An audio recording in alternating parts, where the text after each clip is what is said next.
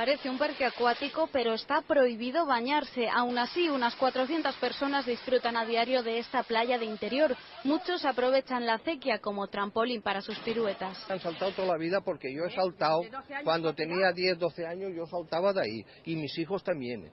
Y ahora siguen saltando y se seguirá saltando. Yo no lo veo peligroso, lo único malo en las matas, que hay unas matas ahí al fondo y ya está. Si vas con prudencia, no hay ningún problema.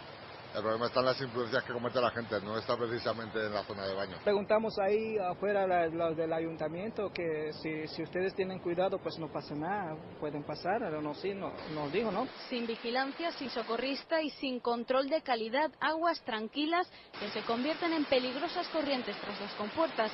En 2008 falleció un hombre ahogado. Los vecinos insisten en que es seguro. Yo pienso que si allí te dicen que hay peligro, no te arrimes, que allá o al otro lado no es preciso que te metas donde tienes el peligro. Y como cubre y hay mucha corriente, al no saber nadar, están indefensos al acercarse a la orilla. Vienen muy bebidos, no es que consuman aquí en los barracones, vienen de fuera, se traen la bebida. La pena de aquí del pueblo es que no lo cierren. Esa es la pena. El Ayuntamiento de Antella dice que la competencia es de la Confederación Hidrográfica del Júcar, pero cobra 8 euros por el parking y ha autorizado 2 chiringuitos en la zona. Incluso ha organizado un descenso a nado el 22 de agosto.